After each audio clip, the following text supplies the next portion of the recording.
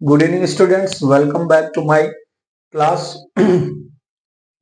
बेटा हम आज क्लास टेंथ की जो फर्स्ट बुक है फर्स्ट फ्लाइट, उसका lesson number 5 glimpses of India का थर्ड पार्ट पढ़ेंगे, तीसरी कहानी पढ़ेंगे, टी फ्रॉम असम। इसमें जो पढ़ना है आपको, असम में एक देखियावाड़ी टी गार्डन है और वहां पर इस कहानी में दो कैरेक्टर है, एक प्रांजल और एक राजवीर। तो प्रांजल जो है उसके पिताजी वहां पर मैनेजर हैं और थोड़ी बहुत चाय के बारे में जानकारी मिलेगी आपको। तो चलो देखते हैं कहानी, वहीं आपको पता चलेगा। तो फिलहाल कहानी शुरू होती है। तो कहानी में थोड़ा सा इंट्रोडक्शन दिया गया है कि प्रांजल जो है एक नवयुवक है जो असम का रहने वाला है और दिल्ली में राजवीर नाम के लड़के का क्लासमेट है। और जो प्रांजल के पिता हैं वो असम के पहाड़ी इलाके में, या जिसको अपर असम कहा गया है, उसमें एक टी गार्डन के मैनेजर है।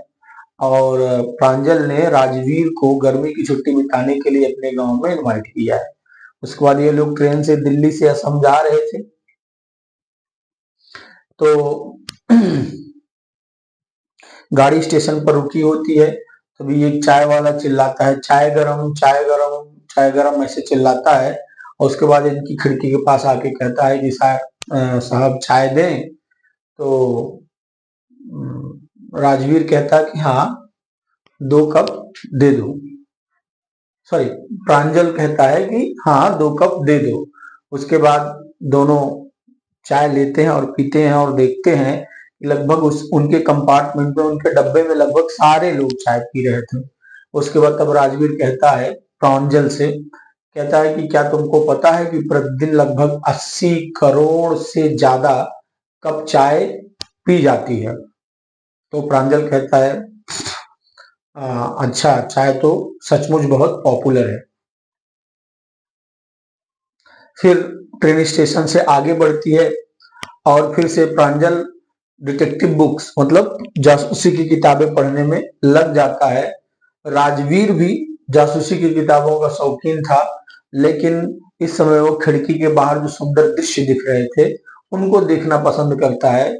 और कहानी में बताया जाता है कि खिड़की के बाहर क्या दिख रहा था। पहले तो हरियाली, चारों तरफ हरियाली दिख रही थी। और राजवीर जो कि दिल्ली शहर में रहता था, उसने कभी भी इतनी हरियाली नहीं देखी। फिर हरे भरे धान के खेत खत्म हो गए और चाय के बागान शुरू हुए। दृश्य कैसा था, कहानी में बताया जाता है कि पीछे पहाड़ दिख रहे थे और उनके सामने जहां तक आंखें जा रही थी चाय के ही खेत दिख रहे थे। और चाय के खेत में जो चाय के पेड़ थे वो एक कतार से लगे हुए थे। ट्रेन चलने से चाय के पेड़ चलते हुए दिख रहे थे और एक छोटी सी गुड़िया की भांत लग रहे थे। जैसे एक छोटी सी गुड़िया खेतों में टहल रही हो, ठीक उसी तरह से चाय के पेड़ दिख रहे थे। और उन्हीं चाय के खेतों के बीच में एक भद्दी सी बिल्डिंग बनी हुई थी जिनकी चिमनियों से काला धुआं निकल रहा था। मतलब वही चाय प्रोसेस हो रही थी जो हम लोग चाय पीते हैं, चाय की पत्तियों से चाय बनाई जा रही थी, उसी की फैक्ट्री रही होगी। फिर जब चाय के खेत देखता है तो राजवीर चिल्लाता है कि देखो चाय के बागान। तो प्रांजल जो चाय के बागान में पैदा और बड़ा हुआ था, उसके पिताजी चाय के बागान में मैनेजर थे ना, उनका नाम मिस्टर बरुआ था। तो जो चाय के बागान में पैदा हुआ और बड़ा हुआ था वो उतना इंटरेस्टेड नहीं था। प्रांजल पहली बार चाय के पेड़ सॉरी राजवीर पहली बार चाय के खेत और पेड़ देखा, लेकिन प्रांजल तो वहीं पैदा हुआ था ना। तो वही कहानी में बताया जाता है कि राजवीर बड़ा उत्साहित था, लेकिन प्रांजल ने उसके उत्साह में हिस्सा नहीं लिया, मतलब उतना उत्साह उसके मन में नहीं आया। फिर प्रांजल राजवीर को कहता है कि हाँ असम में चाय की सघनता बहुत अधिक होती है, मतलब विश्व में सबसे ज्यादा सघन चाय की खेती यहाँ की जाती है। और कहता है कि तुम इतने चाय के बागान की सघनता यहाँ देखोगे जितना कि पूरे जीवन में कभी नहीं देख पाओगे। फिर राजवीर कहता है कि मैं चाय के बारे में यहाँ आने से पहले जितना पढ़ सका उतना पढ़ रहा था। और फिर राजवीर ही आगे बोलता है कि कोई ठीक से ये नहीं जानता है कि चाय की खोज किसने की, लेकिन इसके बारे में अनेक कहानियां हैं। तो प्रांजल कहता है कौन सी कहानी? तो राजवीर कहता है याद रखना है, कहानी बड़ी इंपॉर्टेंट है। तो राजवीर कहता है एक कहानी है कि एक चीनी एम्परर था जो पानी को गर्म करके पीता था, और एक दिन वो पानी को गर्म कर रहा था। नीचे आग जलाने के लिए जो लकड़ियां लगी थी, उसी ट्विग की कुछ पत्तियां उड़कर पानी में पड़ गई और पानी का स्वाद बढ़िया हो गया। और ऐसा माना जाता है कि वो जो चाय की जो पत्तियां पानी में गिरी थी, वो किसकी थी? चाय की पत्ती थी, और वहीं से चाय खोजी गई। तो राजवीर प्रांजल थोड़ा सा मजाक उड़ाता है, कहता है अच्छा दूसरी कहानी बताओ। तो प्रांजल कहता है कि राजवीर कहता है कि हाँ, एक भारतीय कहानी भी है। कहते हैं कि एक बताता है भारत की जो कहानी है, वो कहता है कि एक बौद्ध भिक्षु बौद्ध धर्मा थे।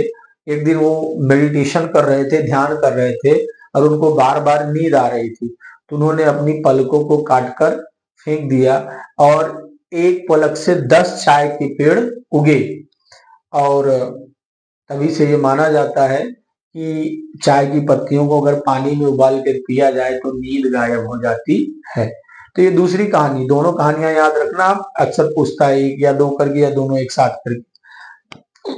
फिर राजवीर आगे कहता है कि सबसे पहले चाय चीन में पी गई थी लगभग 2700 बीसी। बीसी मतलब बिफोर क्राइस्ट, ईसा मसीह के पैदा होने से 2700 साल पहले चीन में चाय का टेस्ट लिया गया था। और 16वीं शताब्दी में, 16th सेंचुरी में चाय कहाँ आई? इंग्लैंड आई। और जब इंग्लैंड में आई तो चाय को पेय के रूप में नहीं पिया जाता था, दवाई के रूप में पिया जाता था। ये किसने बताया? राजवीर ने बताया। फिर कहानी थोड़ा आगे बढ़ती है, और राइटर आगे बढ़ता है और बताता है कि जो है ट्रेन बड़ी तेजी से मैरियानी जंक्शन पर पहुंचती है। बहुत भीड़ भाड़ वाला जंक्शन था। दोनों लड़के मैरियानी जंक्शन पर उतरते हैं। प्रांजल के माता पिता बाहर स्टेशन के बाहर वेट कर रहे थे, और वो 4 व्हीलर से आए थे। ये दोनों लड़के जाके गाड़ी में बैठते हैं। उसके बाद गाड़ी चलती है देखिया भारी चाय बागान की तरफ। रास्ते में बहुत सारे दृश्य मिलते हैं, जैसे एक मवेशियों का पुल मिलता, मतलब एक पुल था जिस पर जानवर बैठे थे। और उसके बाद एक रास्ता आता है जो पक्की सड़क थी, और दोनों तरफ कई बीघे कई एकड़ में चाय के ही खेत थे। और चाय को तोड़ने वाले जो वर्कर्स थे, वो अपने सर पर बांस की बनी टोकरी लिए हुए थे, और पूरा जो है झिल्ली का, पॉलीथीन का कपड़ा पहने हुए थे, और चाय को तोड़ रहे थे। और फिर प्रांजल के पिता ने अपनी गाड़ी को धीमी कर दी, क्योंकि चाय की पत्तियों से लदा ट्रक जा रहा था उसको पास देने के लिए। तब राजवीर ने प्रांजल के पिता से कहा कि ये चाय की दूसरी पत्ती स्प्राउटिंग है ना, मतलब निकल रही है, जो कि मई से जुलाई तक निकलती है, और संसार की सबसे अच्छी चाय इन्हीं पत्तियों से बनती है। तो जो प्रांजल के पिता थे मिस्टर बरुआ, वो हंसने लगते, कहते हैं हाँ, शायद तुमने यहाँ आने से पहले बहुत ज्यादा अपना होमवर्क किया है चाय के बारे में। तो राजवीर कहता है हाँ, मैंने चाय के बारे में खूब पढ़ा, लेकिन मैं उम्मीद करता हूँ कि मैं यहाँ जब तक रहूंगा तो चाय के बारे में और भी ज्यादा जानूंगा और सीखूंगा। कहानी यही खत्म हो जाती है बेटा। तो कुल मिला के आपको याद रखना है दोनों कहानियां। हाँ, और इन्हीं इसी कहानी में राजवीर बताता है कि चाय और चीनी दोनों शब्द कौन से हैं? कहाँ के हैं? चाइना के हैं। ये भी याद रखना, कभी कोई पूछता है चाय और चीनी शब्द किस देश से बिलोंग करते हैं, तो चाइना से बिलोंग करते हैं। उसके बाद और बहुत कुछ इंपॉर्टेंट नहीं है। आ, हाँ, और कुछ बहुत इंपॉर्टेंट नहीं है बेटा। मैं एक चीज भूल गया, इस कहानी के लेखक कौन है? तो लेखक देख लो कौन है। उनका नाम है उनका नाम है अनूप कुमार दत्ता। अनूप कुमार दत्ता उनका नाम है। तो ये आप याद रखना, अनूप, सॉरी बेटा, अनूप कुमार दत्ता इनका नाम है। ठीक है, तो बेटा ये कहानी थी, अच्छे से पढ़ लेना, देख लेना, समझ लेना। थैंक यू बेटा, गुड नाइट, टेक केयर।